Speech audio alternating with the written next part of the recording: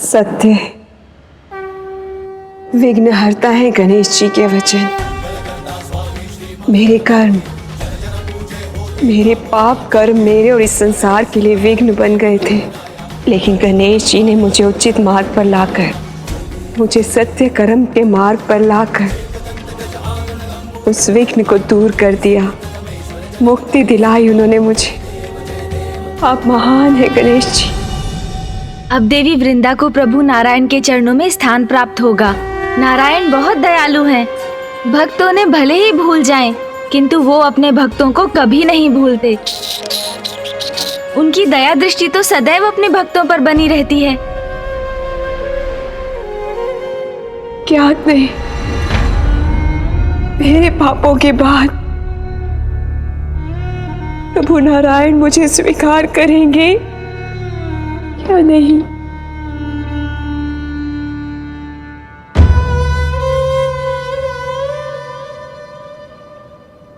शान्ताकारं भुजगशयनं पद्मनाभं सुरेशं विश्वाधारं गगनसदृशं मेघवर्णशुभांगं लक्ष्मीकान्तं कमलनयनं योगिभिर्धान्यगम्यं वन्दे विष्णुं भवभयहरं सर्वलोकैकनाथम्।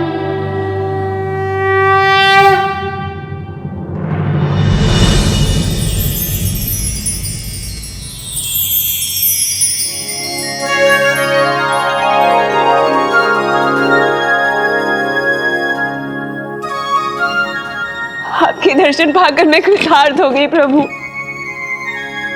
अपने पापों के कारण मैं आपसे चाहे कितनी भी क्षमा याचना करूं कम है प्रभु, फिर भी मुझे क्षमा कर दीजिए प्रभु।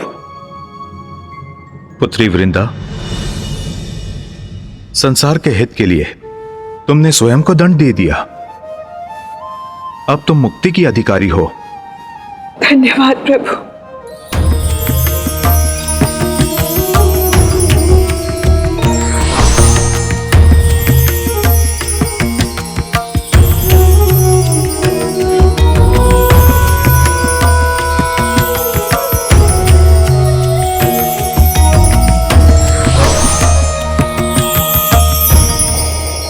क्षमाशील है, महान है नारायण। आपको शत शत नमन मामा जी। मूषक जी चलिए अब शीघ्रता कीजिए, हमें शीघ्र कैलाश पहुंचना चाहिए। जी प्रभु।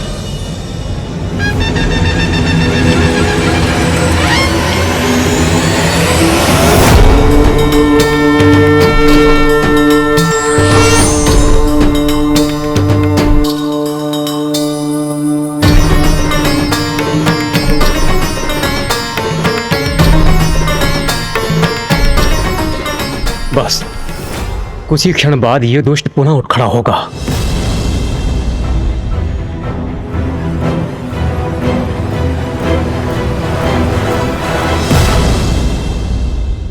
आप सभी इतने चिंतित क्यों हैं?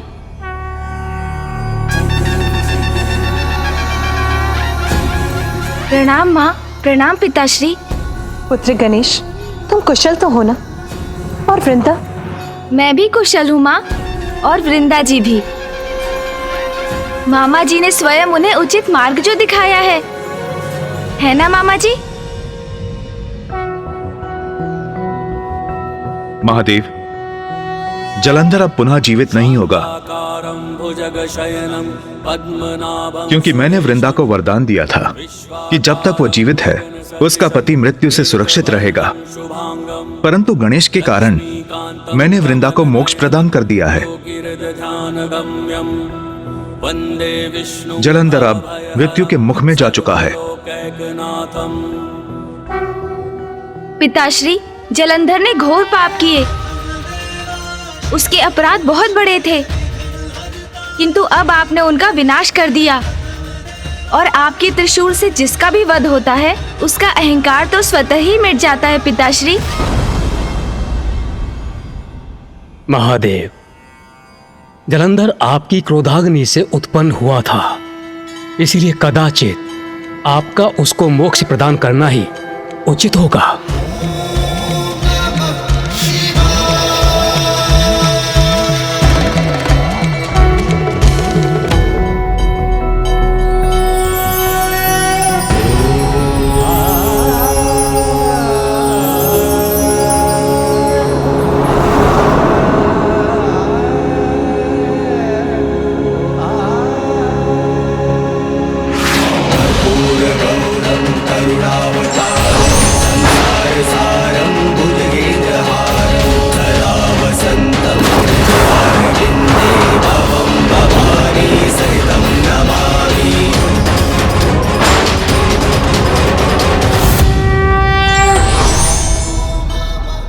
महादेव,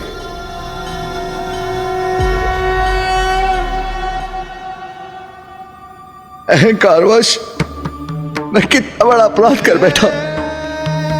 मैं आपसे ही उत्पन्न हुआ और आपको ही नहीं पहचान सका, आपके दिव्य स्वरूप में न देख सका, आपको आपके नाम से संबोधित करता रहा, ये न समझ सका कि देवाधिदेव है आप, परम ब्रह्मा महादेव है आप, जगत पिता है आप। आपसे स्पर्धा करने की मूर्खता करता रहा, किंतु आप तो दया निधान है प्रभु। इतना होने के बाद भी आपने मुझे अपने दर्शन दिए, मैं कृतार्थ हुआ प्रभु। तुम मेरी क्रोधाग्नि से उत्पन्न हुए हो जलंधर, इसलिए उसके अंधकार का प्रभाव भी था तुम पर, जो बढ़ता ही गया। तुम तो स्वयं को भगवान घोषित कर चुके थे, मति भ्रष्ट हो चुकी थी तुम्हारी, इसलिए तुमने अपनी भूल स्वीकार नहीं की और तुम्हारा विनाश हुआ। किंतु मेरे त्रिशूल के वार से तुम्हारे भीतर के अंधकार अर्थात तुम्हारे अहंकार का भी नाश हुआ है। मुझे क्षमा कर दीजिए महादेव, मुझे क्षमा कर दीजिए।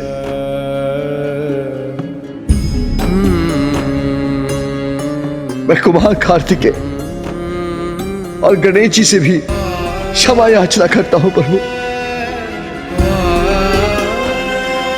उन्होंने मुझे सत्य दिखाने की चेष्टा की, मुझे समझाने का प्रयास किया, किंतु अहंकारवश मैं कुछ न देख सका प्रभु। किंतु जिस पर अहंकार हावी हो सकता है, वो भला सत्य कहां देख सकता है। मैंने अहंकारवश इनके साथ भी बुरा व्यवहार किया, मुझे क्षमा कर दीजिए, मुझे क्षमा कर दीजिए प्रभु।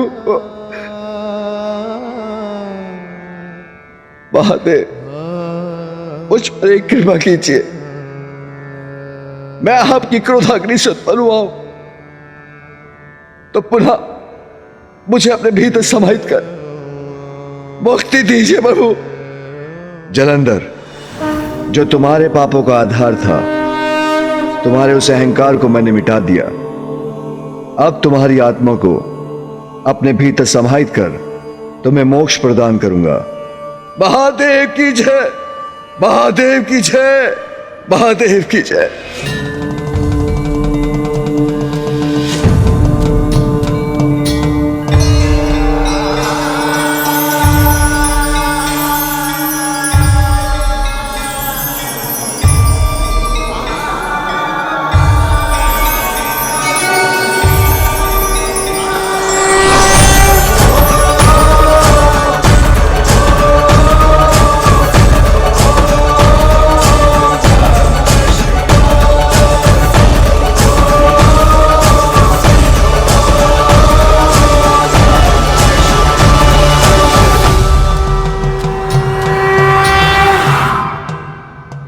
महादेव, आपको कोटि कोटि धन्यवाद। आपने एक बार पुनः हम सभी को और इस सृष्टि को एक महान संकट से रक्षित किया। नहीं देवराज, इस संकट के टलने का, इस विजय का श्रेय तो मुझसे कहीं अधिक पुत्र गणेश को जाता है। पिताश्री, भैया और मामा जी की सहायता के बिना ये कहाँ संभव था?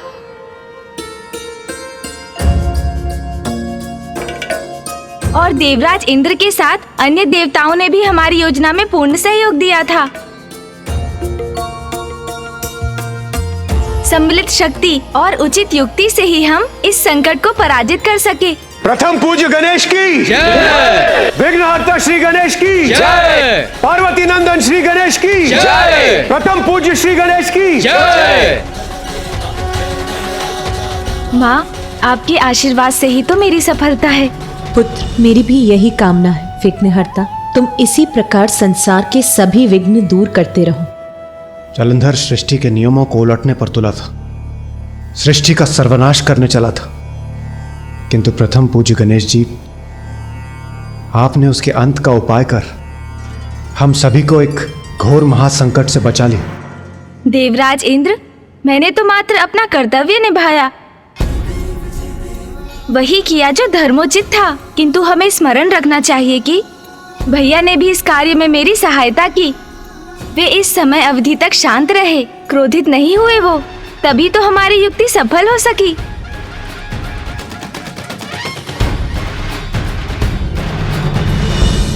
हाँ अनुज, उचित कह रहे हो, किंतु स्मरण रहे, कदाचित मेरा क्रोध अब न जागृत हो जाए।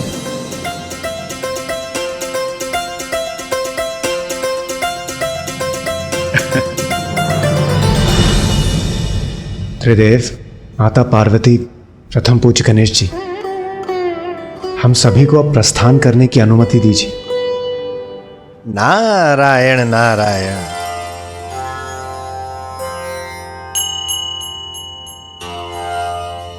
प्रणाम ऋषिवर। प्रणाम देवर्षि। प्रणाम।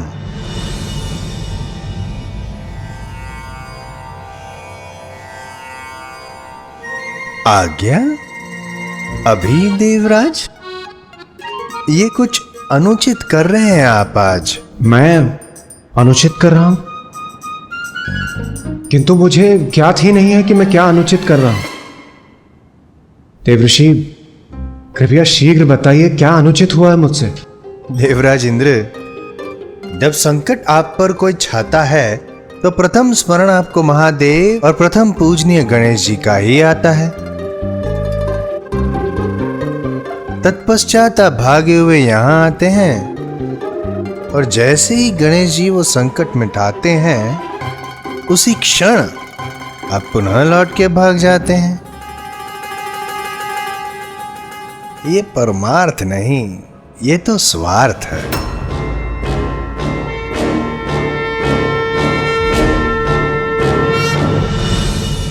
देवर्षि नारद, सभी देवता यहाँ उपस्थित थे, परंतु आप बताइए, इस संकट काल में आप कहां थे?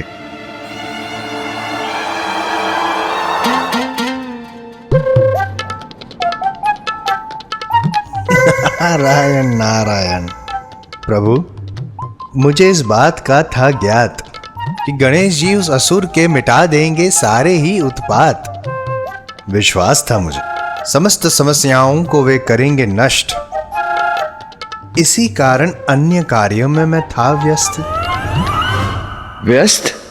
अच्छा, तो बताइए देवर्षि, किस कार्य में व्यस्त थे आप? अति महत्वपूर्ण कार्य था महादेव। हमारे विघ्न हरते हैं जो सदैव, उनकी उचित हो अर्चना, इसीलिए उनकी स्तुति की मैं कर रहा था रचना। देवर्षि, मेरी स्तुति?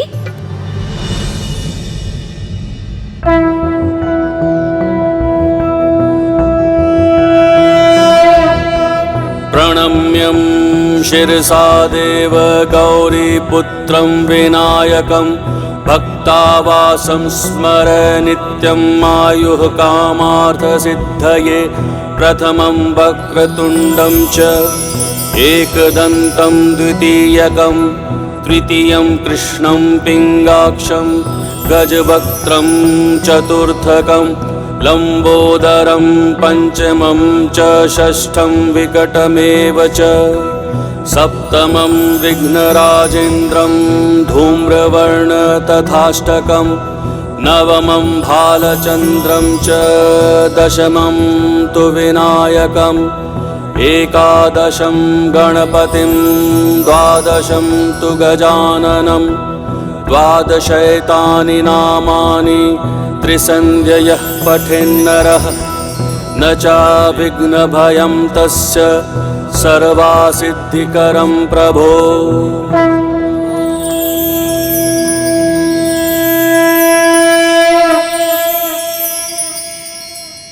अद्भुत, अति सुंदर। देवर्षि, मुझे आनंद आया, मैं अति प्रसन्न हुआ। ये स्तुति जिसमें मेरे 12 नाम हैं, संकटनाशम गणेश स्तोत्रम के नाम से विख्यात होगी।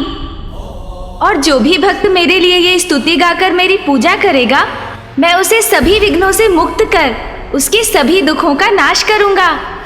मैं कृतार्थ हुआ प्रथम पूजनीय गणेश जी। आपका सत्य सत्य धन्यवाद। देवऋषि, ये हमारा सौभाग्य है जो आपके मुख से हमें प्रथम पूज्य विघ्नहर्ता गणेश जी की इतनी अद्भुत स्तुति सुनने को मिली। हम कृतार्थ हुए।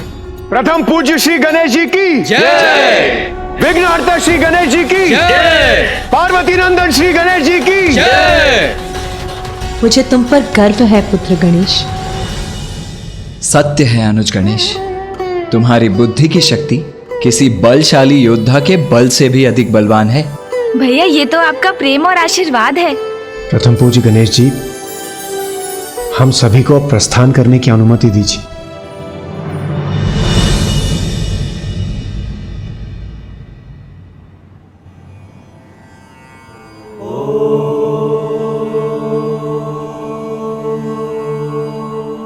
प्रणाम पिताश्री। आपने मुझे स्मरण किया पिताश्री। हाँ गणेश, जलंधर का तो वध हो गया, किंतु जो शेष है उसका भी अंत होना चाहिए।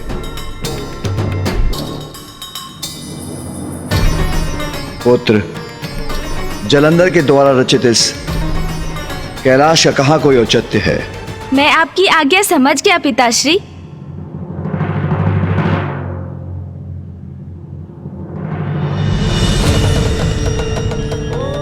संसार में जो भी मिथ्या है उसका अंत होगा, तभी तो सत्य सभी के समक्ष उजागर होगा। कोई कितना भी बड़ा भ्रम उत्पन्न कर दे, किंतु सत्य तो सत्य है, और सत्य यही है कि समस्त ब्रह्मांड में महादेव एक ही हैं, और एक ही है उनका कैलाश।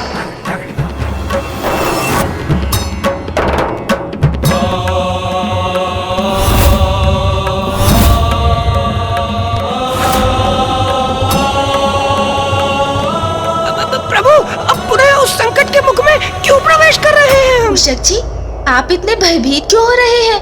अरे प्रभु, कैसे बोल सकते हैं आप उस भयंकर स्थान को जहां मेरे ऊपर आक्रमण हुआ था?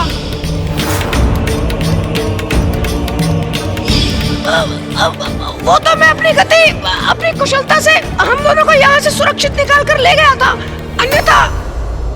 मुझे ज्ञात है मूषक जी, किंतु अब तो देवी वृंदा को मुक्ति भी मिल चुकी है, इसीलिए अब चिंता का कोई कारण ही नहीं। उचित है प्रभु, किंतु ऐसे स्थान पर लौटकर जाने की क्या आवश्यकता है? उस मिथ्या कैलाश को नष्ट करने मूषक जी। ओ, जो आज्ञा प्रभु। शुभ कार्य में तो तनिक भी विलंब उचित नहीं। मैं आपको अति शीघ्र वहां पहुंचाऊंगा।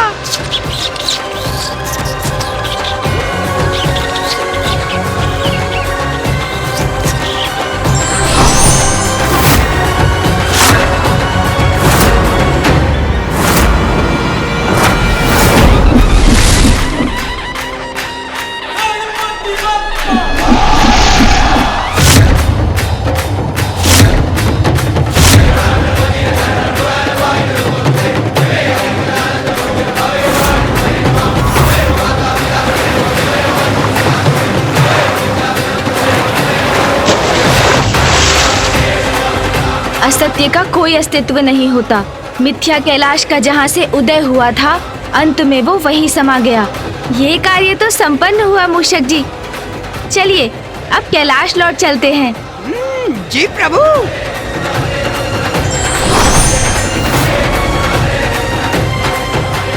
अब कभी कोई मिथ्या कैलाश का निर्माण करने का दुस्साहस कदापि नहीं करेगा।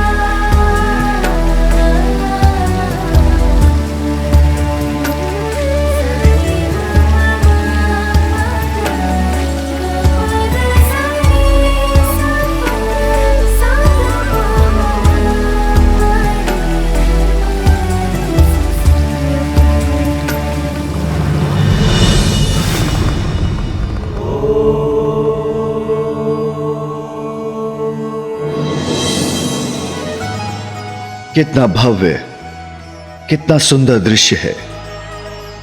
प्रतीत होता है स्वयं प्रकृति उमा ने अपना श्रृंगार आरंभ किया है, जिसके कारण संपूर्ण ब्रह्मांड ने भी अपना नव श्रृंगार प्रारंभ किया है।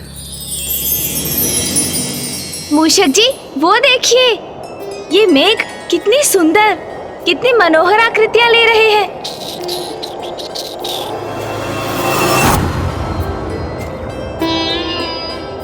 हाँ प्रभु, और संपूर्ण वातावरण में इतनी मनमोहक सुगंध भी छाई हुई है। हाँ मूषक जी, ये सुगंध इन सभी नवीन पुष्पों की ही है।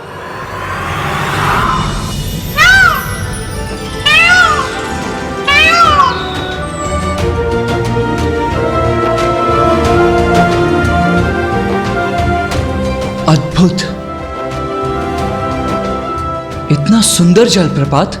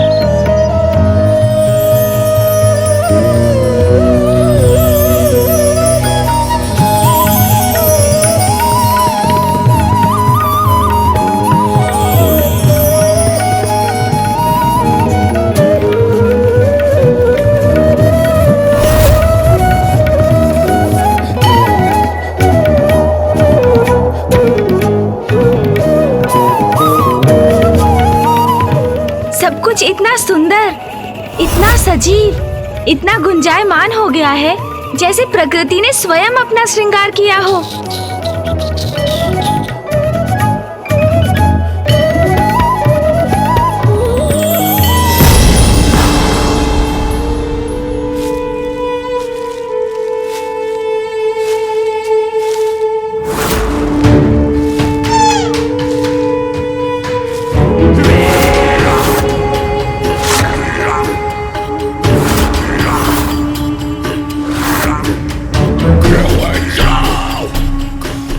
ये मृग बड़ा स्वादिष्ट होगा।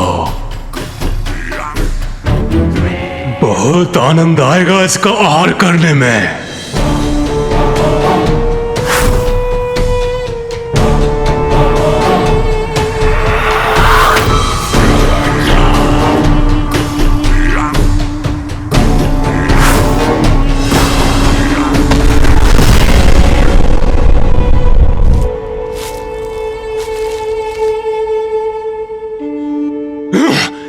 कितने समीप थे उसके हम, तब भी वो मृग कैसे भाग गया?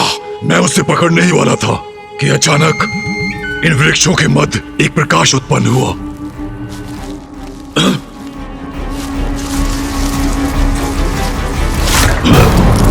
पुनः वही प्रकाश।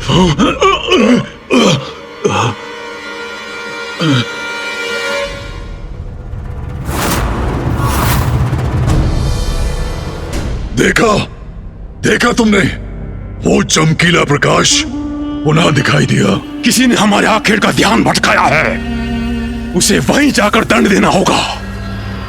चलो।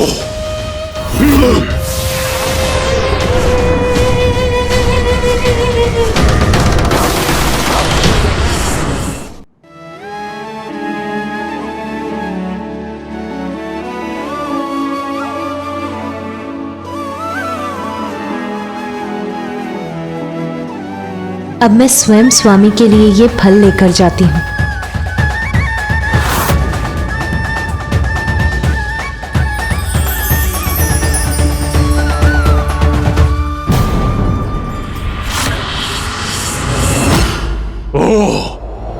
तो ये है वो स्त्री जिसके कारण हमसे हमारा भोजन दूर हो गया। अब तो इनसे अवश्य ही भेंट करनी होगी।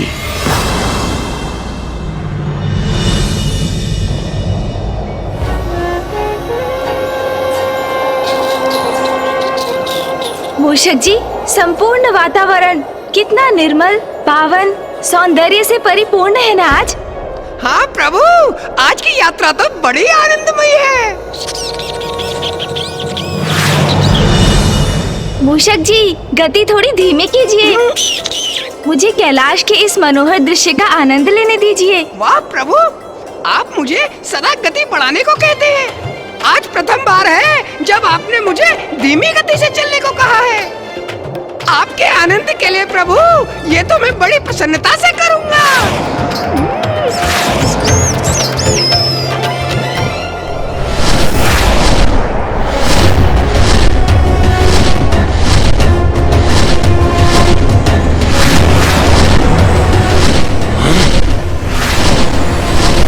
आकाश में क्या था?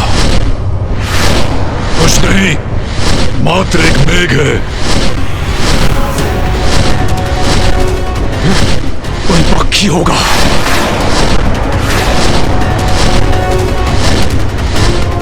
मूषक जी, रुकिए। क्या हुआ प्रभु? आप मुझे रोक क्यों रहे हैं?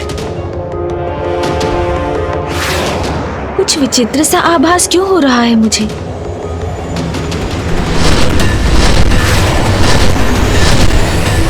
मूषक जी, यहाँ नीचे उतरना होगा आपको।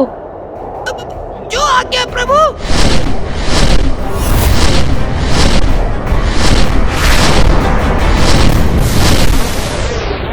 पुनः मुझे आभास हुआ। प्रभु, हम कहाँ जा रहे हैं? मूषक जी, वहाँ कैलाश के सिरे पर उस वृक्ष पर कुछ बेर दिखाई दिए मुझे। चलिए ना, माँ के लिए कुछ बेर तोड़ कर ले चलते हैं। उचित है प्रभु।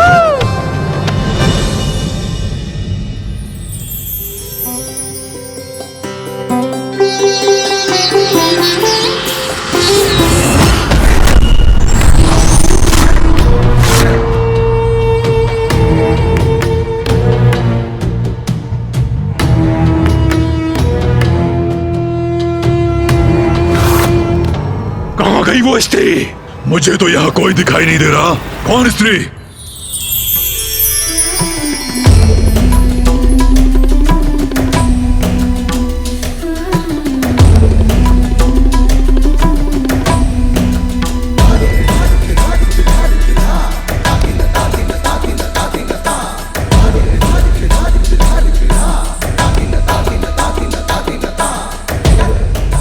हृदय में फुर्ती भर दे, ऐसी पावन वायु का प्रवाह है यहाँ।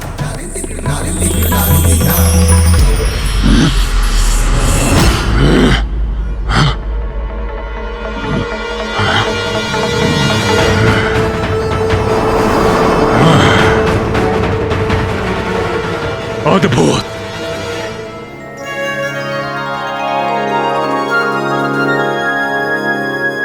और स्वामी को फल खिलाने में और भी आनंद आएगा मुझे। अभूतपूर्व सौंदर्य है इस स्त्री का। असाधारण असाधारण रूप है इस देवी का।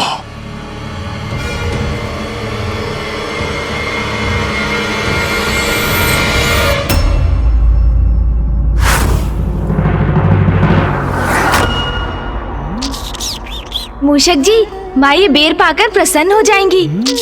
मैं उन्हें अभी देकर आता हूँ। उचित है प्रभु। अद्भुत है इसका सौंदर्य। नेत्र नहीं हट रहे हैं इस देवी से।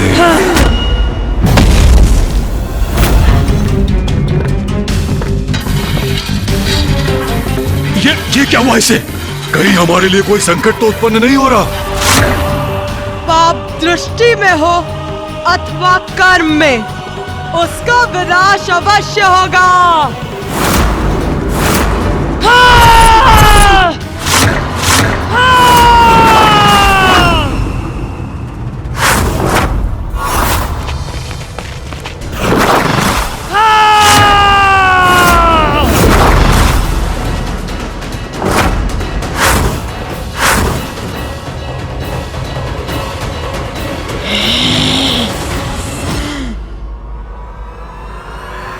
माँ,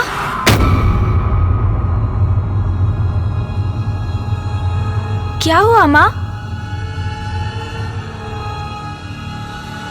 माँ इतनी क्रोधित क्यों है? माता का ये उग्र रूप। माँ,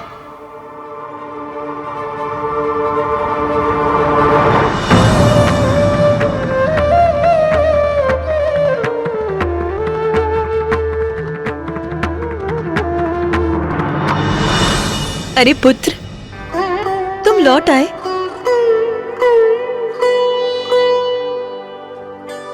और आप सभी यहाँ क्या कर रहे हैं?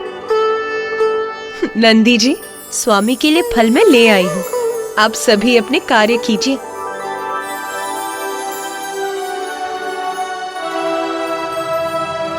जो आज्ञा माता।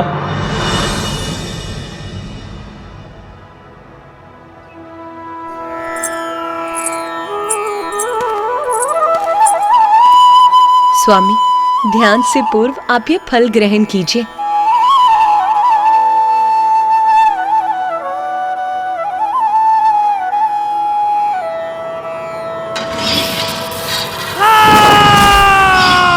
अकारण तो कुछ नहीं घटता।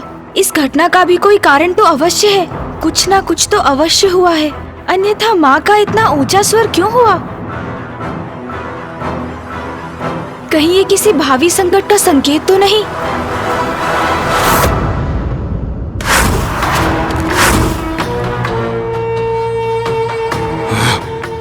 संकट है, अवश्य संकट है। हमें यहां से भाग निकलना चाहिए। निकल चले। नहीं, इसने हमारा आखेट गंवाया है और अब ये हमें भयभीत करने का प्रयास कर रही है, किंतु इतनी सरलता से मैं कहीं नहीं जाऊंगा। इसे यहीं मंडरा कर सताएंगे। पुत्र गणेश, पुत्र कार्तिकेय, क्या हुआ? तुम्हारी मुख पर ये चिंता की रेखा क्यों उभर आई? माँ, हम तो आपको लेकर ही चिंतित हैं। आप कुशल तो है ना? क्यों कुशल नहीं होंगी मैं? मुझे क्या हुआ है? सर्वथा कुशल हूं मैं। चलो अब तुम दोनों भी शीघ्र जाओ, मैं तुम दोनों के भोजन का प्रबंध करती हूँ।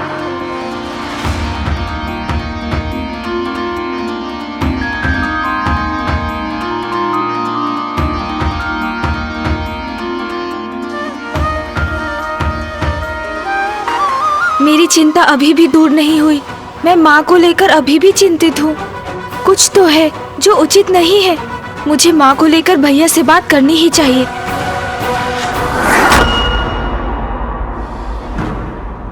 भैया, मुझे बहुत चिंता हो रही है। आपने माँ?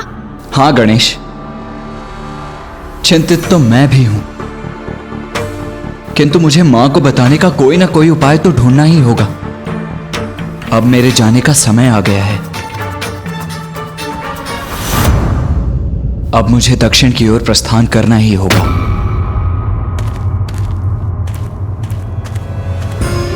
ओह, मैं तो भैया से माँ को लेकर चिंता व्यक्त करने जा रहा था, किंतु वो तो अपनी चिंता की ही बात करने लगे।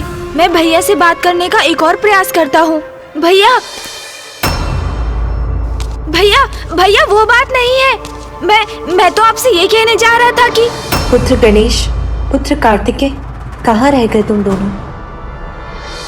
माँ से कैसे कहूं कि अब मेरा जाना आवश्यक है।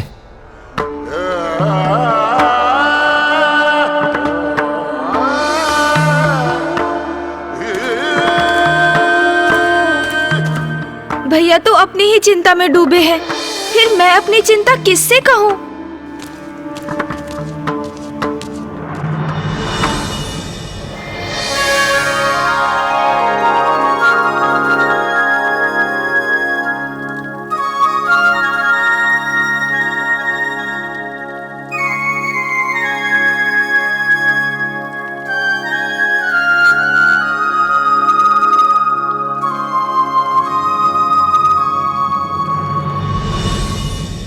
तोतला जी, दी माता, आप कुछ मिष्ठान का प्रबंध कीजिए। दी माते, अभी लाया।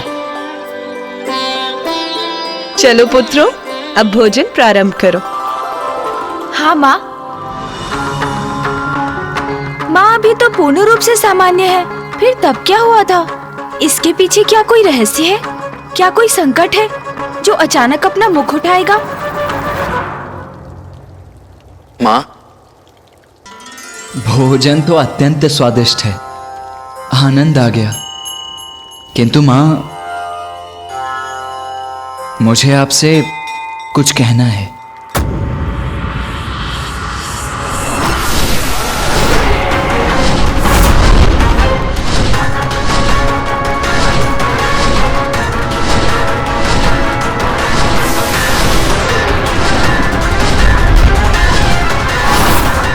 यही मंडराएंगे हम दोनों जब तक हमें हमारा आखेट ना मिल जाए।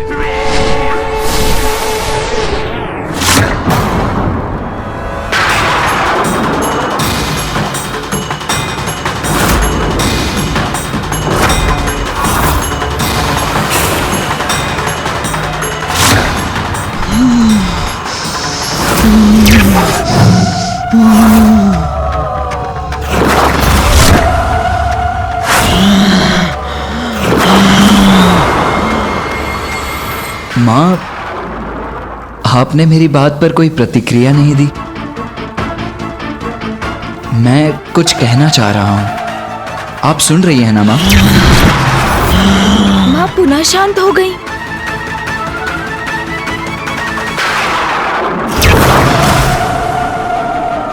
माँ, क्या हुआ माँ? माँ, आप कोई उत्तर क्यों नहीं दे रही हैं? उत्तर तो अवश्य प्राप्त होगा, कठोर उत्तर, मृत्यु का उत्तर प्राप्त होगा। माँ, ये क्या कह रही हैं आप?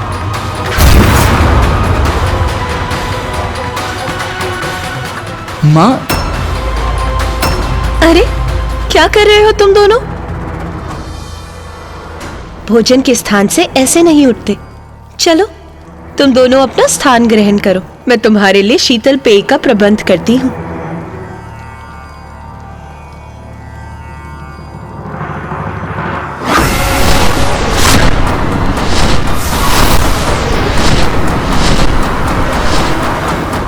भैया, आपने भी देखा और सुना ना, ये माँ को क्या हो रहा है? गणेश, हमें भोजन समाप्त कर पिताश्री से बात करनी चाहिए।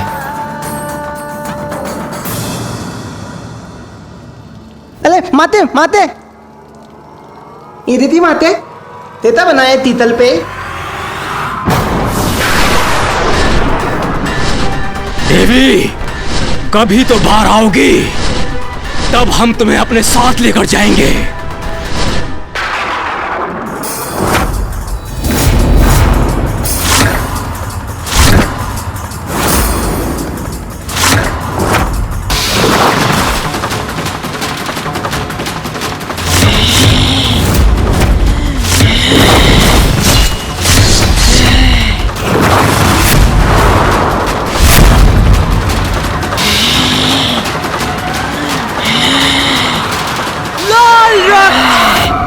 रक्तपान, रक्तपान।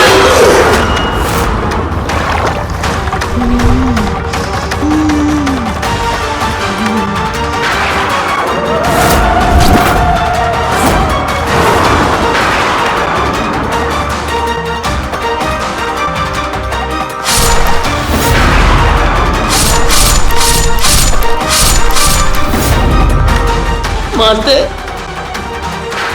हत्या ते नहीं माते, यदि मुझसे कुछ अपराध हुआ तो मुझे तमाम में माते।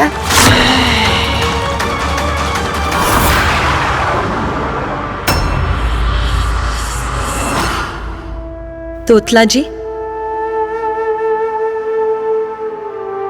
पेय आपके हाथों से गिर भी गया तो इसमें इतने चिंतित क्यों हो रहे हैं आप? कोई बात नहीं, अच्छा ही बना होगा और सबको भाएगा भी। जाइए और लेकर आइए। दी माते।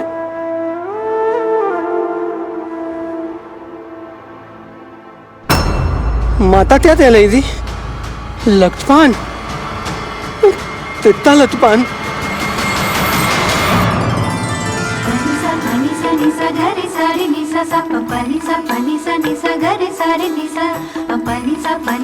माँ, क्या हुआ माँ? उमा,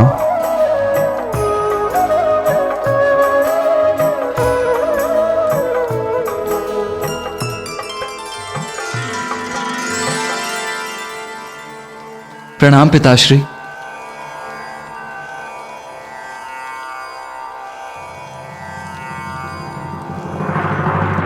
पुत्र कार्तिकेय, अब तुम्हारा दक्षिण प्रस्थान कर वहां अपने दायित्व निभाने का समय आ गया है। उमा, मुझे ज्ञात है पुत्र का जाना कितना कठिन है, किंतु कार्तिकेय कहीं नहीं जाएगा।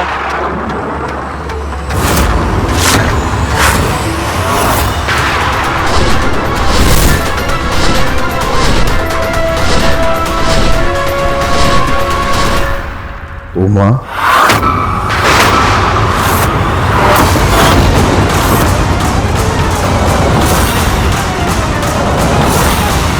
मैंने कहा ना, कार्तिकेय अभी कहीं नहीं जाएगा।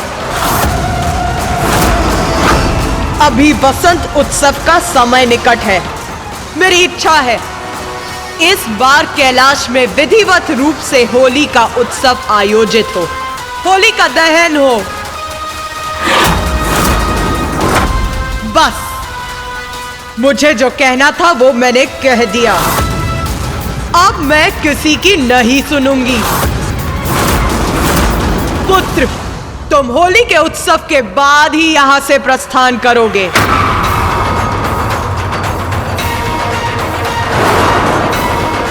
माँ पिताश्री से इतने कठोर शब्दों में बात क्यों कर रही हैं?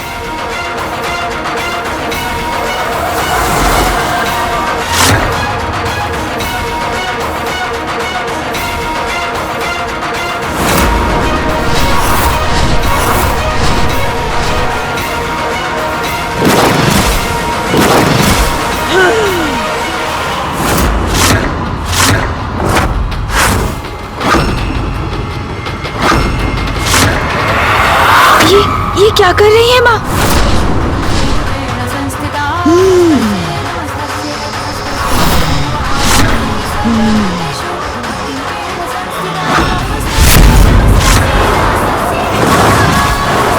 मृत्यु को प्राप्त होगा, मृत्यु को बचेगा नहीं, नहीं बचेगा।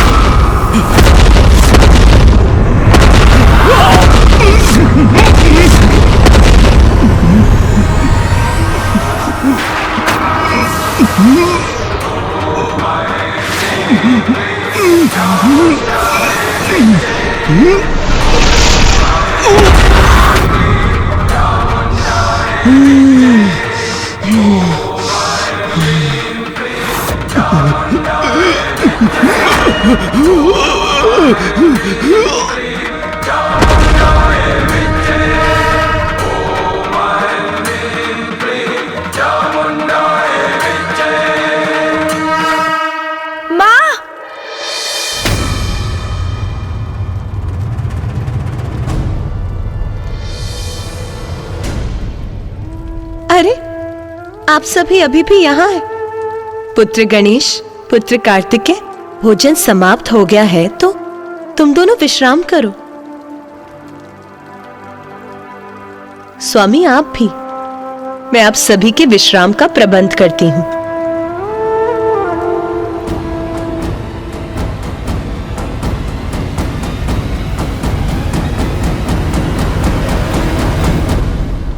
पिताश्री, माँ के इस असहज व्यवहार का क्या कारण है? मैं माँ को लेकर अत्यंत चिंतित हूँ पिताश्री। ये अचानक क्या हो जाता है उन्हें? कभी इतनी शांत और सौम्य रहती है और कभी इतनी कठोर क्यों हो जाती है?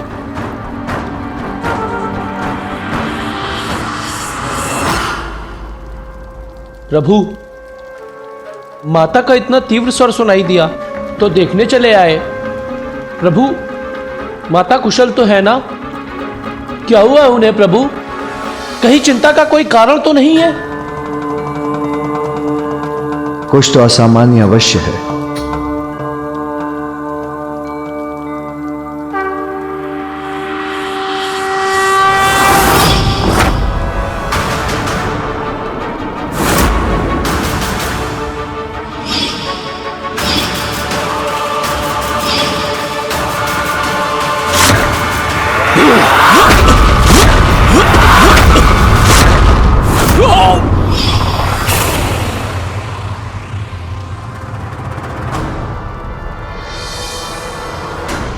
क्या हुआ पिताश्री? ऐसा क्या देखा आपने जो आप भी विचार करने लगे? पापी असुर। अतुल? कोणता अतुल? अब तेलात में कोणता अतुल आतत्ता है? असुर, अभी जाकर अंत करता हूं उसका। पुत्र कार्तिकेय,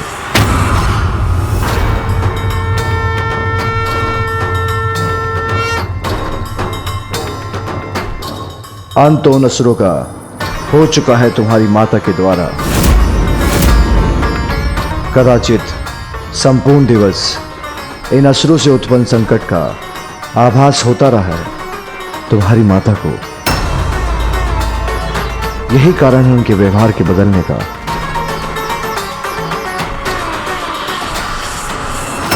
मां ने उचित ही किया। दुष्ट दुस्साहसी असुरों का अंत ही उचित है। असुरों का अंत हो चुका है, तब तो माँ को शांत हो जाना चाहिए था, किंतु वो तो अभी भी अशांत है। कहीं ये असुर किसी अन्य संकट का संकेत तो नहीं?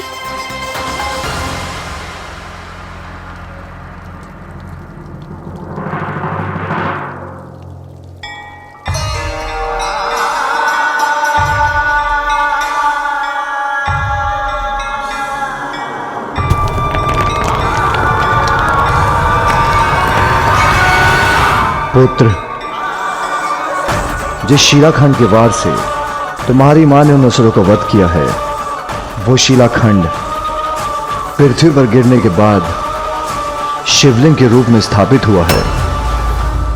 क्योंकि वो शिलाखंड एक कंदुक के रूप में था, इसलिए यह शिवलिंग कंदुकेश्वर शिवलिंग के नाम से विख्यात होगा, जिसकी पूजा करने वालों को उसके अक्षम्य पापों से मुक्ति प्राप्त होगी।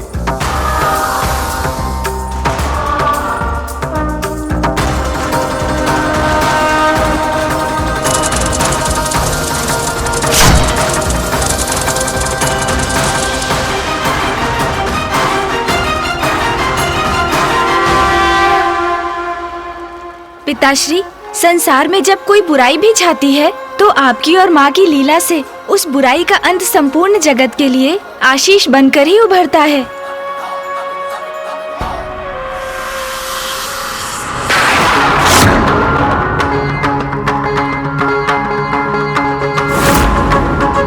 पिताश्री को विचार में देखकर ऐसा प्रतीत हो रहा है कि माँ की अशांति के पीछे कोई और भी बड़ा कारण है, और जिसका आभास उन्हें भी है। माँ का ऐसा व्यवहार तो मात्र असुरों के कारण नहीं हो सकता। कदाचित कोई और संकट घात लगाए बैठा है। ओम नमः शिवाय। ओम नमः शिवाय। ओम नमः शिवाय। ओम नमः शिवाय।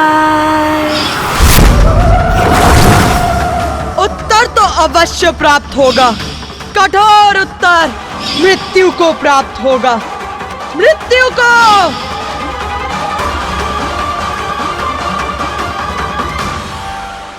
माँ कुशल तो है ना? कदाचित मुझे जाकर देख लेना चाहिए।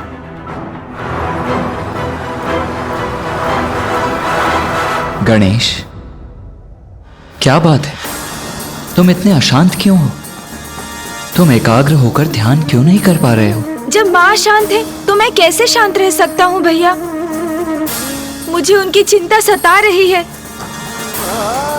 कल जैसा उनका व्यवहार था उससे स्पष्ट है कुछ तो अवश्य असहज हो रहा है उनके साथ। उनमें निरंतर परिवर्तन आता ही जा रहा है भैया।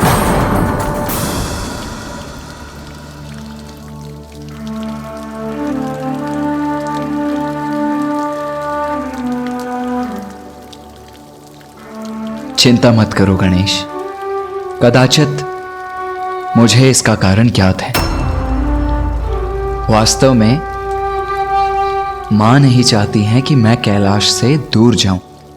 कल जब पिताश्री ने मेरे प्रस्थान की बात की तो स्नेहवश मां विचलित हो उठी, किंतु अब मैं रुक गया हूं ना, तो मां पुनः सहज हो जाएंगी। जो कारण भैया बता रहे हैं वो तो पुत्र के लिए माँ का स्नेह है, किंतु उनका क्रोध जो रह रहकर जागृत हो रहा है उसका क्या कारण है? आओ अनुज गणेश, चिंता छोड़ो, ध्यान करते हैं।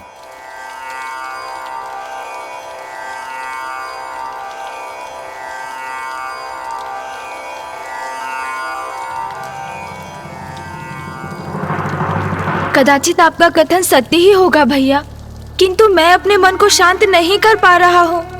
मुझे क्षमा कीजिए।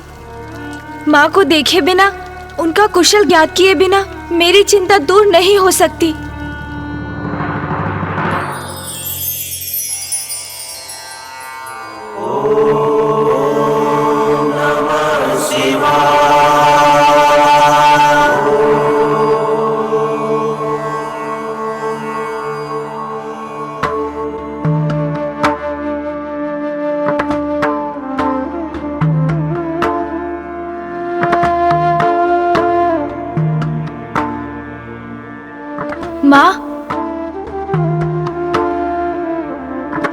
माँ ने तो मुझे सुना ही नहीं।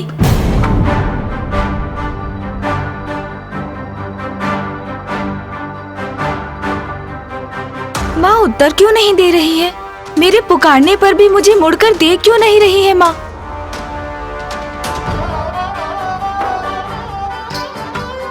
माँ,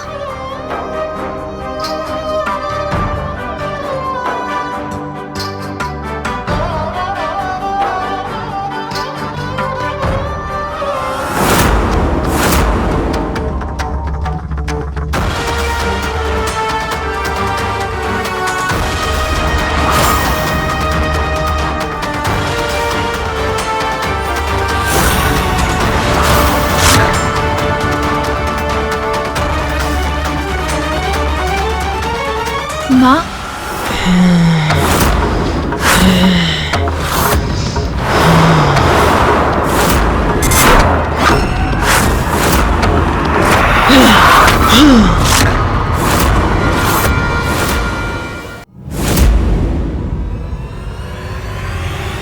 ये क्या? ये माँ को क्या हो रहा है?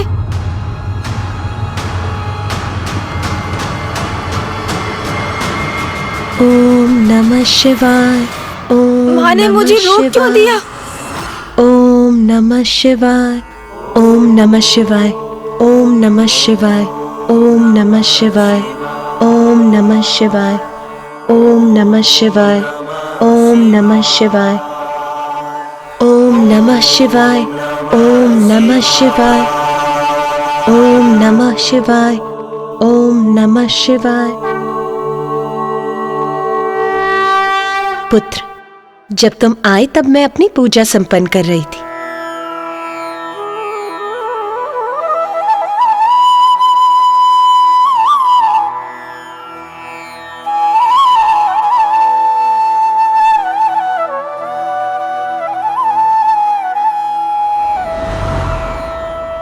अरे क्या हुआ पुत्र, तुम्हें मुझसे कोई कार्य था क्या? और अभी तो तुम्हें ध्यान में होना चाहिए, फिर तुम यहाँ क्या कर रहे हो? पुत्र, तुम मुझे एकदम ऐसे क्यों देख रहे हो? भैया उचित ही कह रहे थे। माँ उन्हीं के प्रस्थान को लेकर चिंतित थीं। किंतु अब तो वो पूर्ण रूप से अपने सामान्य रूप में है, कुशल हैं। क्रोध लेश मात्र भी नहीं है उनके मुख पर। मैं व्यर्थ ही चिंता कर रहा था।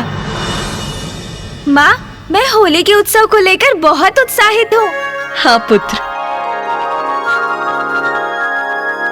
और तुम्हें उत्साहित होना भी चाहिए। इस बार हम बड़ी धूमधाम से कैलाश में होली का उत्सव मनाएंगे और मेरी इच्छा है कि हम सभी को आमंत्रित कर उन्हें कैलाश में रंगोत्सव के लिए बुलाएं।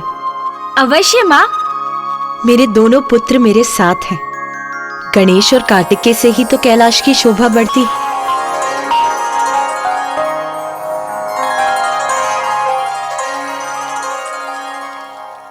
हाँ माँ, भैया तो है ही, किंतु मेरे कैलाश में होने से यहाँ कैलाश की शोभा सत्य में अद्भुत रहती है ना माँ? क्या हुआ माँ, क्या ढूंढने लगी आप? पुत्र, नंदी जी अभी फल तोड़कर यहाँ लाए थे। कदाचित मैंने उन्हें रसोई घर में रख दिया होगा। मैं अभी लेकर आती हूँ, फिर मुझे पूजा भी प्रारंभ करनी है। माँ रुकिए, माँ आप कष्ट क्यों कर रही हैं? आप यहीं रुकिए, मैं फल लेकर आता हूँ। मैं अभी गया और अभी आया।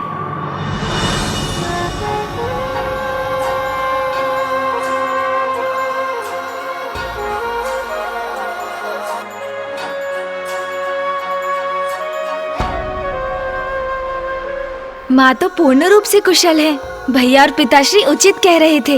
मैं अकारण ही चिंता कर रहा था। देखा माँ, मैंने कहा था ना, मैं अभी गया और अभी आया। माँ तो अभी यहीं थी, फिर अचानक कहाँ चली गई?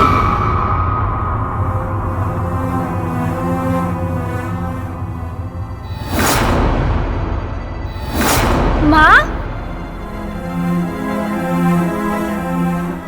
तोतला जी, आपने माँ को देखा क्या? नहीं, मैंने तो माता तो नहीं देता धनेदी। नंदी जी, आपने माँ को कहीं देखा क्या? गणेश जी, माता तो इस समय पूजा कक्ष में ही होती हैं, वो वहीं होंगी। अब कहाँ ढूंढूं माँ को?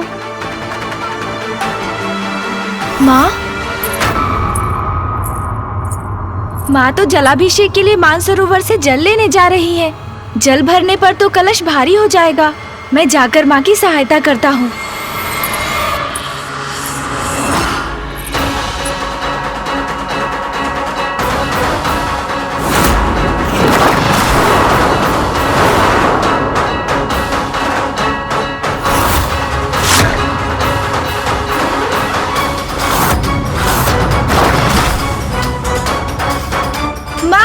रुकिए माँ, मैं आ रहा हूँ आपकी सहायता करने।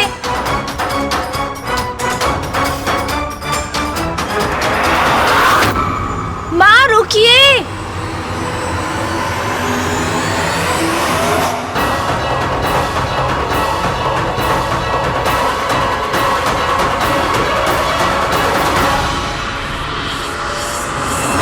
अचानक ये धुंध कहाँ से उत्पन्न हो गई? और ये धुंध मेरे और माँ के मध्य क्यों आ रही है? और माँ रुक क्यों नहीं रही है?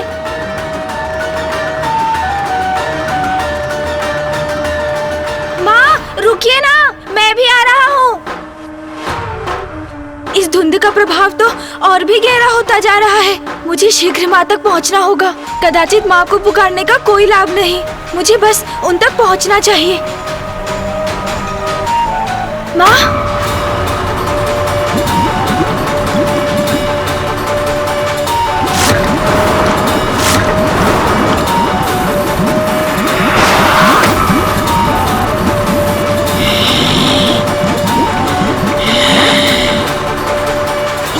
ये कैसी ऊर्जा प्रवाहित हुई माँ के भीतर से?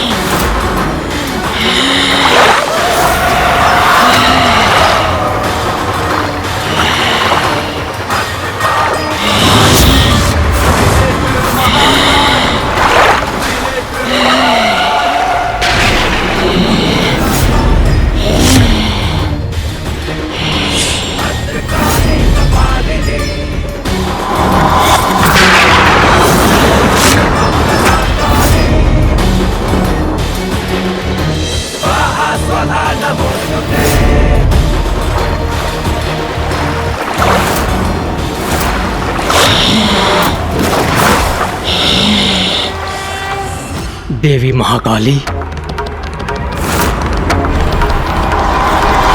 स्वामी, ये तो देवी महाकाली की हुंकार है।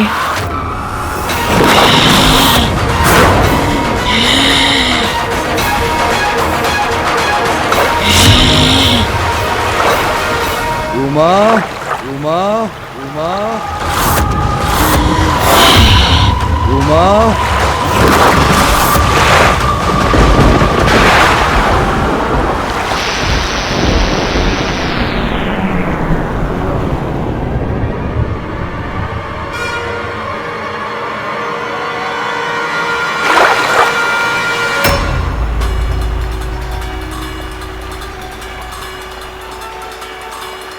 ये माँ को क्या हो रहा है?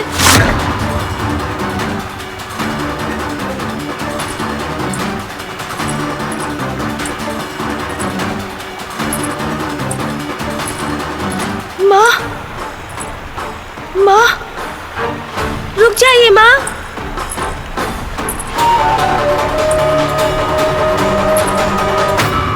माँ तो मुझे अनदेखा कर आगे बढ़ गई।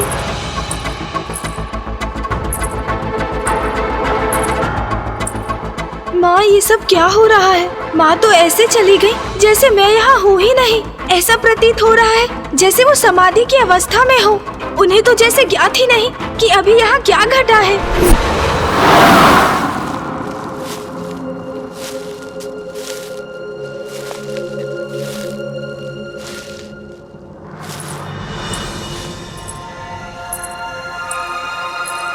माता, माता, आप इतना भारी कलश उठाकर लाने का कष्ट क्यों कर रही हैं? दीजिए, मुझे दीजिए। नंदी जी, शिवलिंग के जलाभिषेक के लिए जल तो मैं स्वयं ही लाती हूँ। आप और अन्य गण यदि मेरी सहायता करना चाहते हैं तो आप होलिका दहन की पूजा की तैयारियां प्रारंभ कीजिए। इस बार उत्सव में कोई कमी नहीं रहनी चाहिए। जो आज्ञा माता, उचित रहेगा। माता, मुझे स्मरण हो आया, गणेश जी आपको ढूंढ रहे थे। कदाचित वो आपके पीछे पीछे भी गए थे। पुत्र गणेश? किंतु मैंने तो उसे लौटते समय नहीं देखा। कोई बात नहीं, आप अपनी पूजा पूर्ण कीजिए। वो यहीं कहीं होंगे। मैं उन्हें शीघ्र ढूंढकर आपके पास भेजता हूं।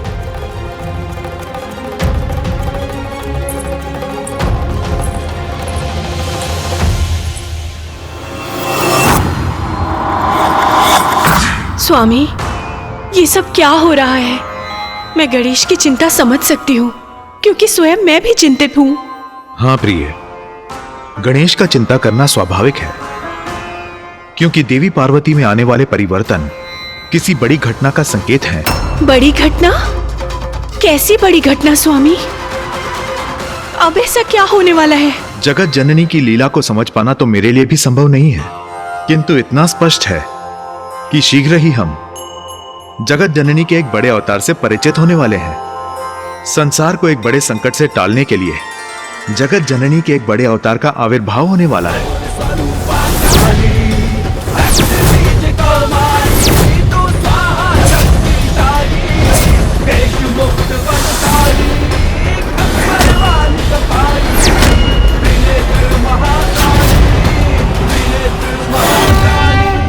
सत्य कहा स्वामी आपने। जगत जननी जो भी करेंगी उचित ही करेंगी, किंतु कल होली का अवसर है। देवी पार्वती की लीला के पूर्व हमें कैलाश में होली देखने को अवश्य मिलेगी, और वो भी इतने लंबे अंतराल के बाद।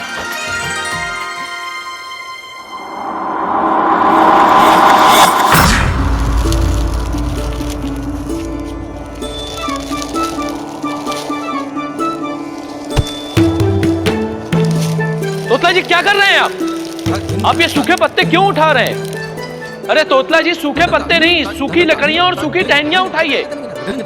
तोतला जी स्मरण रहे, माता ने सभी तैयारियों का प्रबंध मुझ पर छोड़ा है, इसलिए सब कुछ सर्वथा उचित होना चाहिए। अब मुंह क्या देख रहे हैं आप? छोड़िए इन पत्तों को, उठाइए कुछ टहनियां। तीते तीते तीते, ये लीजिए। तोड़ लिया।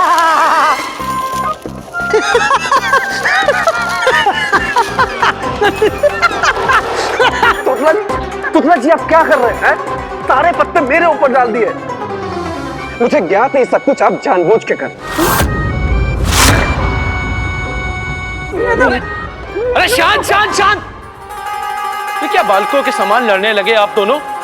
हाँ, माता ने हमें एक कार्य सौंपा है और हमें उसे उचित प्रकार से करना है। उसी पर ध्यान दीजिए आप दोनों। चलिए।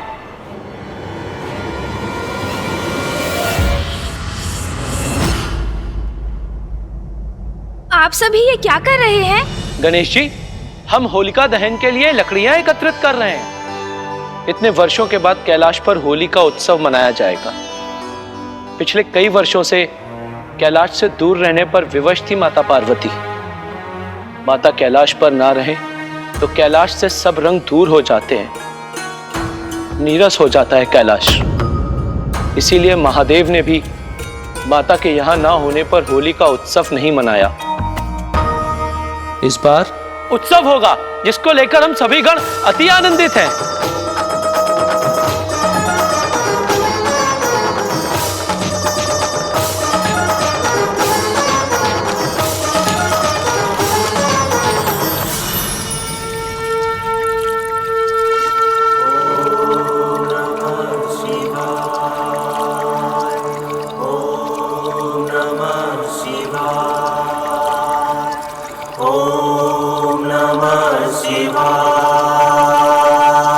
नंदी जी ने उचित ही कहा।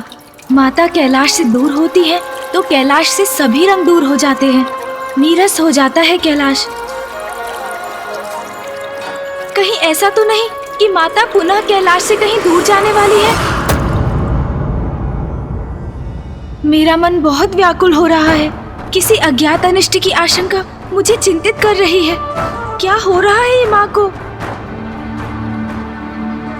मैं विश्वास तो नहीं करना चाहता, किंतु मुझे आभास अवश्य हो रहा है कि ये किसी बड़े संकट का ही संकेत तो नहीं।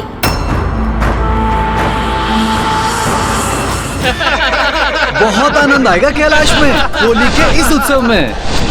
स्वादिष्ट भोजन होंगे और सभी गंधर्व मित्र एक साथ एकत्रित होंगे। और इस बार तो गायन स्पर्धा मैं अवश्य ही जीतूंगा और इसके लिए मैंने एक नवीन राग की रचना भी की है। कोई टिक नहीं सकेगा मेरे समक्ष, देख लेना। अच्छा, तो हमें भी सुना दो अपना राग। हाँ, अगर हमें भाग गया तो विजय हो गए समझो।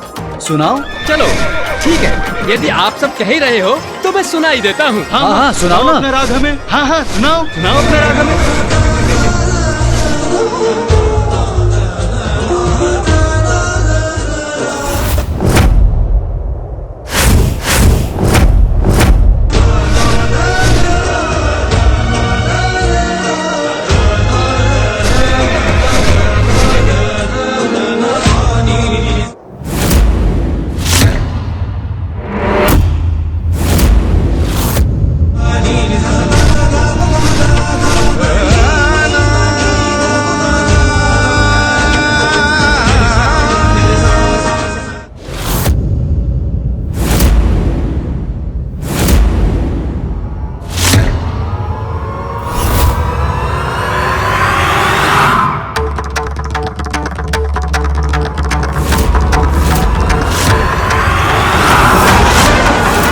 किसका स्वर है ये?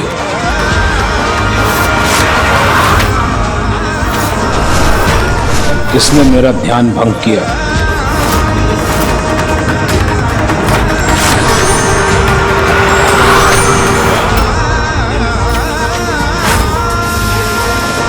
अरे ये क्या आ रहा है? ये क्या आ रहा है? ये इससे अपनी रक्षा कैसे करेंगे हम? ये तो हमारी ओर ही आ रहा है।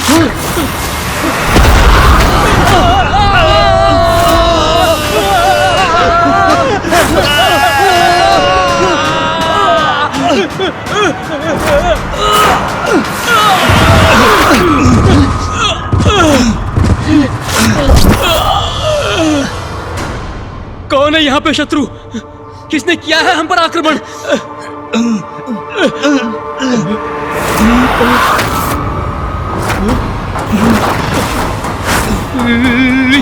ऋषि दुर्वासा। ऋषि दुर्वासा? मेरा ध्यान भंग करने का दुस्साहस कैसे किया तुमने? भागो, अन्यथा मेरे शाप के भागी बनोगे। भागो भागो भागो भागो।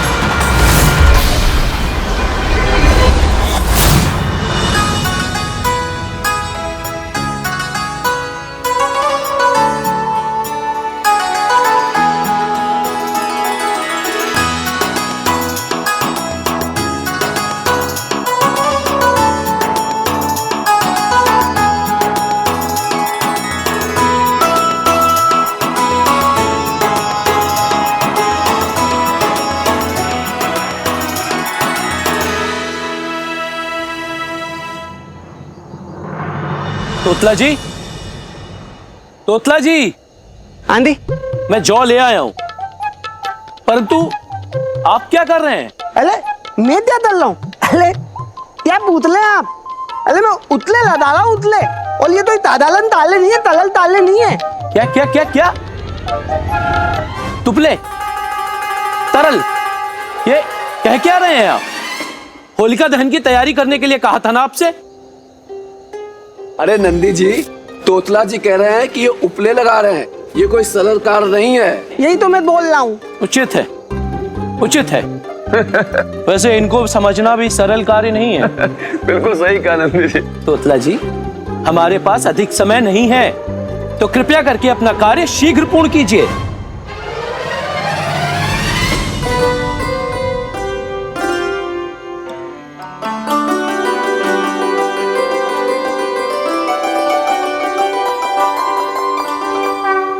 प्रणाम माता, प्रणाम महादेव।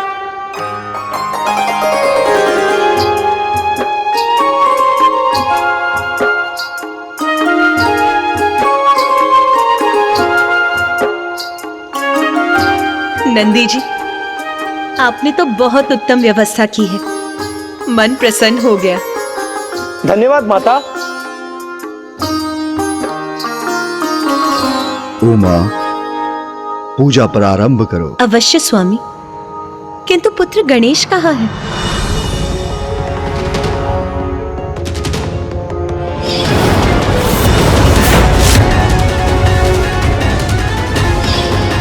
भविष्य में ऐसा क्या घटित होने वाला है जिसके कारण मुझे माता के काली रूप के दर्शन हुए? पुत्र गणेश,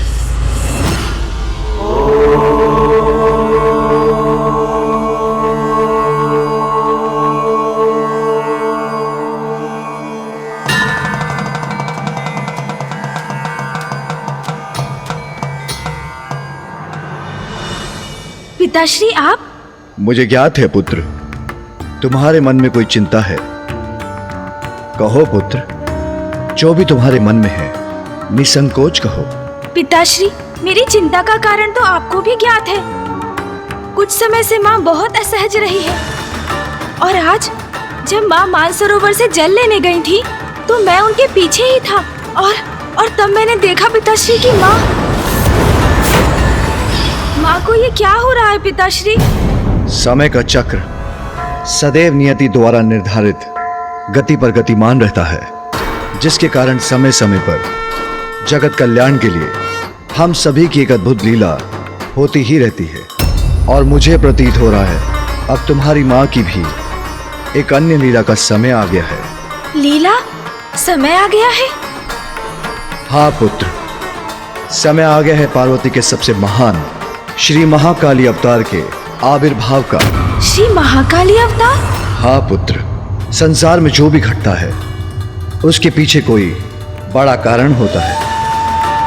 असाधारण परिस्थितियों में भी असाधारण उपाय आवश्यक हो जाते हैं। तुम्हारी माता आदिशक्ति जगत जननी पार्वती के श्री महाकाली रूप में अवतरित होने का भी एक महान उद्देश्य है। तो इसलिए पुत्र, जो हो रहा है हमें वो होने देना होगा। हमें प्रतीक्षा करनी होगी, क्योंकि यह सब लोक और जन कल्याण के लिए ही होने वाला है। इसलिए अब मेरे साथ आओ पुत्र।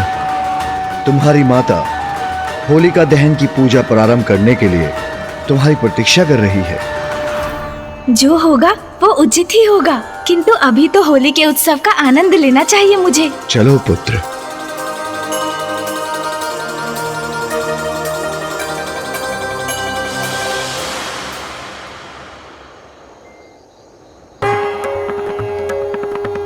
ओम महागणपते नमः। वक्रतुंड महाकाय सूर्यकोटि समप्रभ निर्विघ्नं कुरु मे देव सर्वकार्येषु सर्वदा। पिताश्री, होलिका तो हिरण्यकश्यपु की बहन थी ना, जिसके कहने पर वो भक्त प्रहलाद को अपने अंक में लेकर जलती चिता में बैठ गई थी। हाँ पुत्र, होलिका दहन की प्रथा तभी से आरंभ हुई। भक्ति और विश्वास के महत्व को उजागर करती है ये प्रथा। भक्त प्रहलाद की भक्ति अपने इष्ट के प्रति इतनी अटूट थी, इसलिए प्रहलाद को अग्नि से कोई हानि नहीं हुई। वहीं होलिका को वरदान प्राप्त था कि अग्नि उसके अंग वस्त्र को कभी कोई क्षति नहीं पहुंचा सकेगी, किंतु समय आने पर उसके अंग वस्त्र ने प्रहलाद की रक्षा की और बुराई की प्रतीक होलिका भस्म हो गई।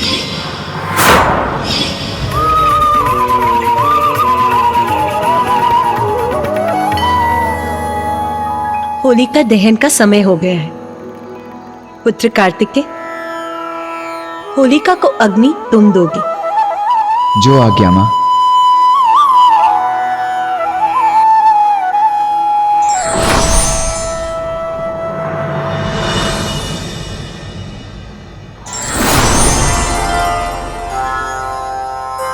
आज्ञा दीजिए पिताश्री। पुत्र कार्तिकेय, पुत्र गणेश, होलिका दहन का विधान तो अत्यंत महत्वपूर्ण है। होलिका की चिता प्रज्वलित होना सभी बुराइयों के अंत का प्रतीक है। बुरे कर्म, बुरे विचार और बुरे व्यक्ति सभी होलिका दहन के साथ पराजित हो जाते हैं और विजय मात्र अच्छाई की ही होती है। इसलिए होलिका दहन जीवन में नवीन आरंभ का भी प्रतीक है। पुत्र कार्तिकेय, अब होलिका को अग्नि दो।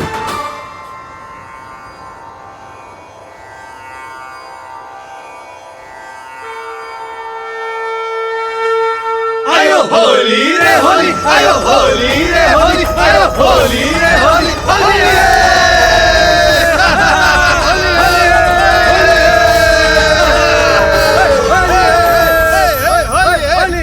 होली का आनंद तो अब आरंभ होगा।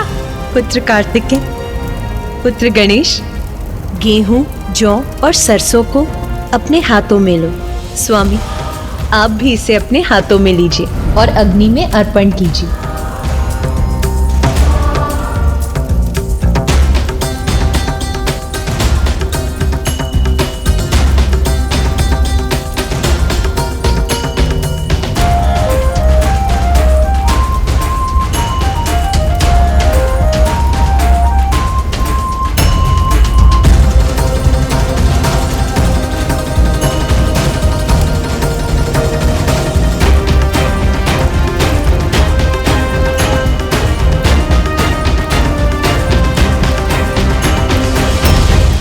नंदी, स्वयं को रोको मत।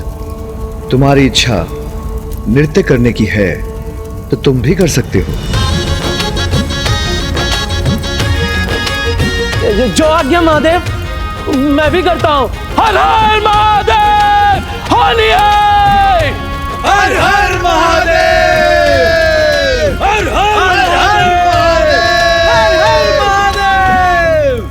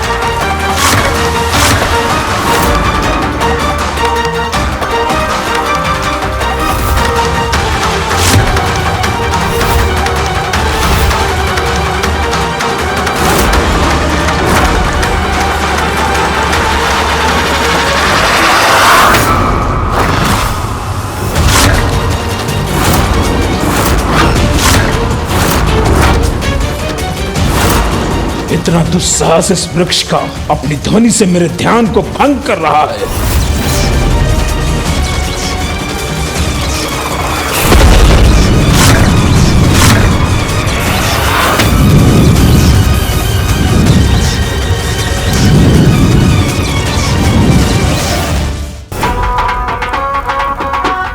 कितना सुंदर दृश्य है ये, सभी कितने आनंदित हैं। अरे माँ वो देखिए, अरे गणेश माँ।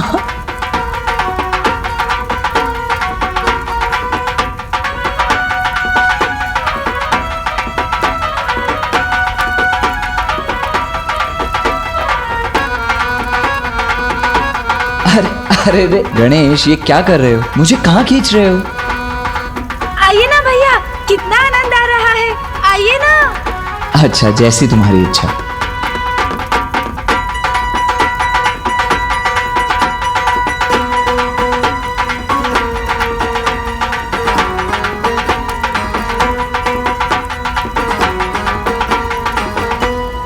नाथ, ये पुत्र कार्तिकेय और पुत्र गणेश की प्रथम होली है और वो भली भांति इसका आनंद भी उठा रहे हैं। उमा,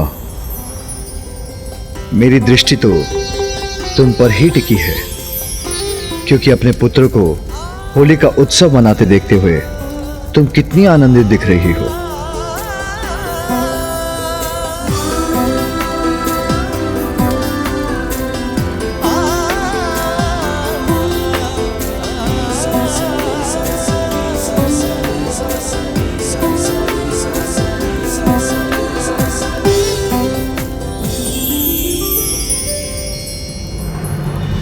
आनंद ही आनंद का संचार हो रहा है इस होली में।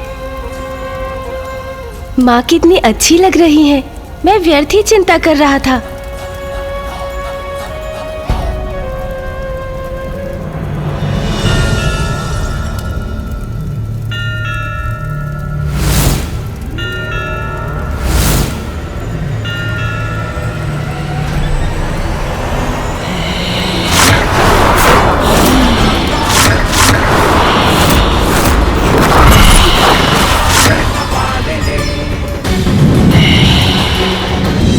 माता पुनः महाकाली के रूप में।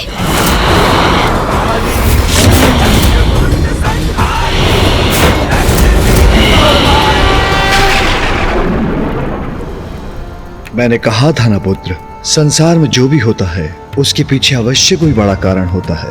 यदि तुम्हें अपनी माँ में देवी महाकाली की छवि दिखाई दे रही है तो उसमें चिंता की कोई बात नहीं है पुत्र। जी पिताश्री, चिंता नहीं करूंगा मैं।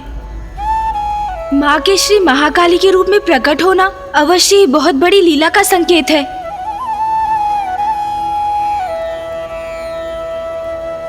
अनुज गणेश, ये क्या? तुमने मुझे, नंदी जी और अन्य गणों को परिक्रमा के लिए प्रेरित किया और स्वयं यहाँ जड़ होकर खड़े हो गए। कोई बात नहीं, आओ, माँ बुला रही हैं।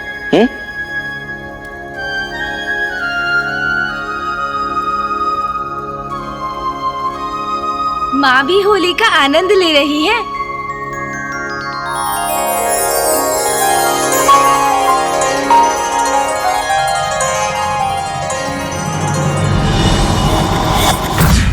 आज होलिका दहन की पूजा है, कल रंगोत्सव होगा।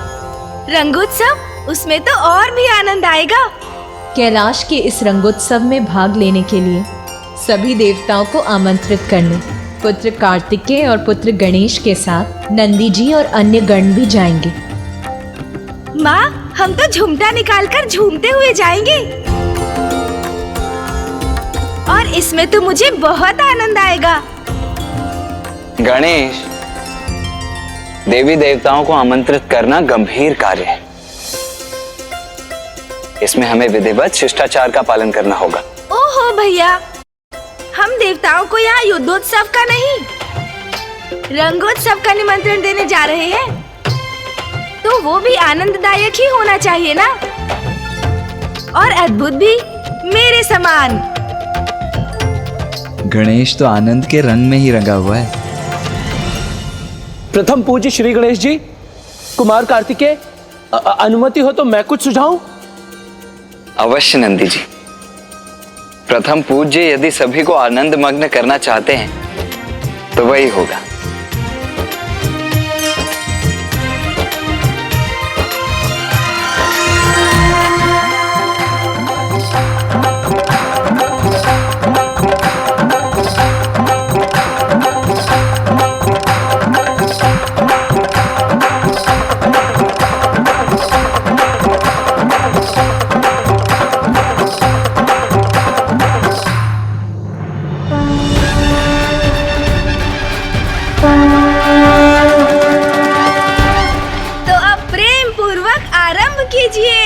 हर हर महादेव।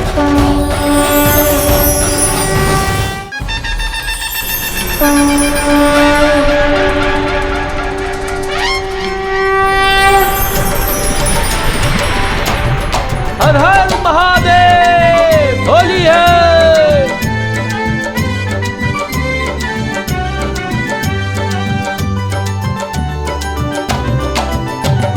शिव गौरी संग होगी होरी, कैलाश में शिव गौरी संग होगी होरी। शिव गौरी संग होगी होरी, कैलाश में शिव गौरी संग होगी होरी। शिव शंभू हर हर महादेव।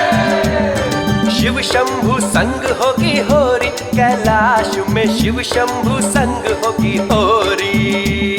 शिव शंभू संग होगी होरी, कैलाश में शिव शंभू संग होगी होरी।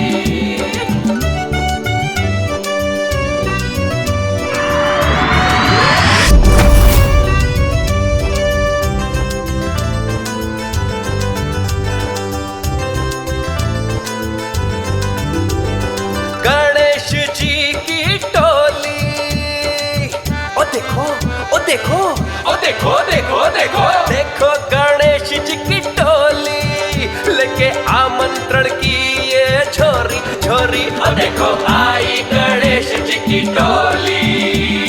शिव गौरी संग होगी होरी, कैलाश में शिव गौरी संग होगी होरी।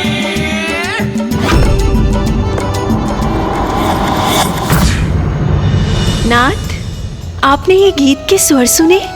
कौन गा रहा है ये? तुम्हारे दोनों भांजे प्रिय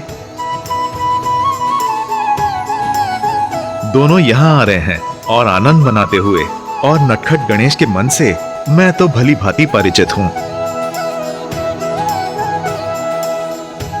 कदाचित मुझे मेरे शंख का ध्यान रखना होगा, अन्यथा पूर्व की भांति कहीं गणेश मेरा शंख ही चुरा कर ना ले जाए।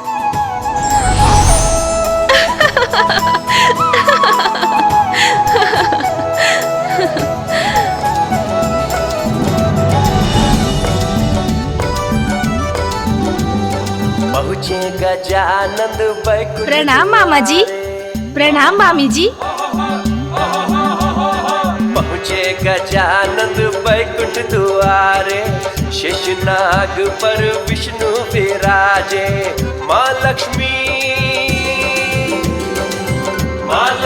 भाव विभोरी, कैलाश में आई है गण की टोली। होली है, होली है, होली है।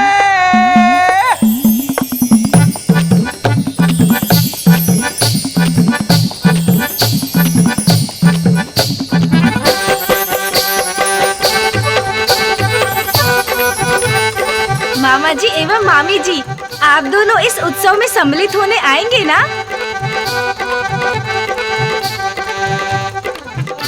अवश्य। होली है, होली है।